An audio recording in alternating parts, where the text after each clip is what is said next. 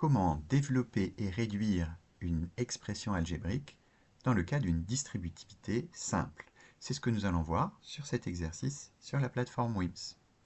Donc on nous demande de développer et réduire les expressions suivantes, et on voit ici qu'on est dans une situation de distributivité, puisqu'on a des grandes parenthèses ici autour du 1 plus 9x,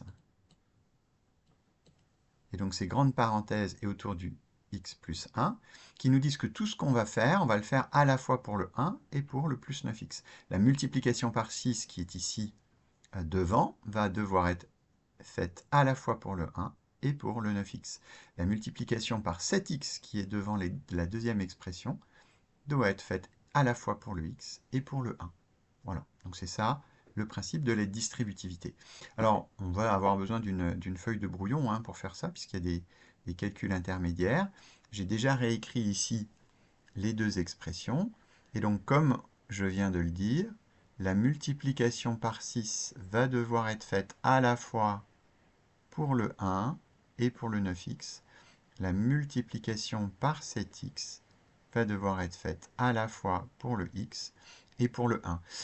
Il faut garder en tête ce schéma avec les deux flèches dans le cas d'une situation de distributivité simple. On verra dans un autre exercice la distributivité double. Donc si je réécris ici, on se rappelle évidemment que entre le 6 et la parenthèse ici, c'est bien une multiplication. Il y a un petit symbole multiplié qu'on n'écrit pas. Même chose entre le 7x et la parenthèse. Et c'est bien une multiplication qu'on effectue. Et donc 6 fois 1, ça fait 6. J'écris quand même le détail. 6 fois 1, plus, je remets le plus qui est ici, 6 fois 9x. Donc 6 fois 9x. Je vais pouvoir maintenant calculer chacun de ces deux termes. 6 fois 1, ça fait 6, c'est facile. 6 fois 9, ça fait 54. Donc 6 fois 9x, ça fait 54x. Et si on veut, parce qu'on a pris l'habitude en mathématiques de commencer par les lettres, si on veut commencer par le x, on pourra mettre 54x plus 6. Ce sera notre première réponse.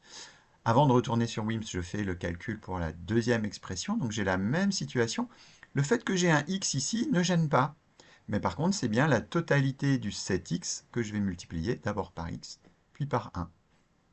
Donc première flèche, ça me donne 7x multiplié par x. Et ensuite, je mets le plus qu'il y a entre les deux. J'ai de nouveau 7x multiplié par, cette fois-ci, 1. Alors 7x fois x, ça va nous donner 7x au carré. On se rappelle que x fois x, ça peut s'écrire x puissance 2. 7x fois 1, c'est juste 7x. Et là, ils sont dans le bon ordre puisqu'on commence d'habitude par le x au carré.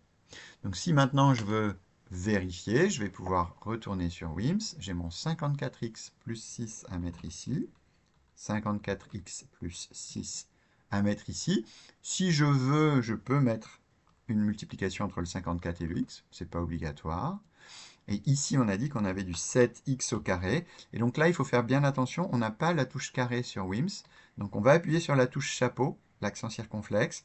On ne le voit pas apparaître. Ensuite, on appuie sur la touche 2. Et à ce moment-là, le chapeau 2 apparaît.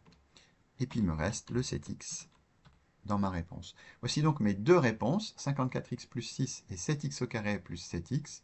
Je vais envoyer la réponse et effectivement, WIMS me confirme que c'est la bonne réponse.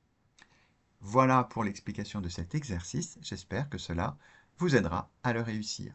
Bonne journée!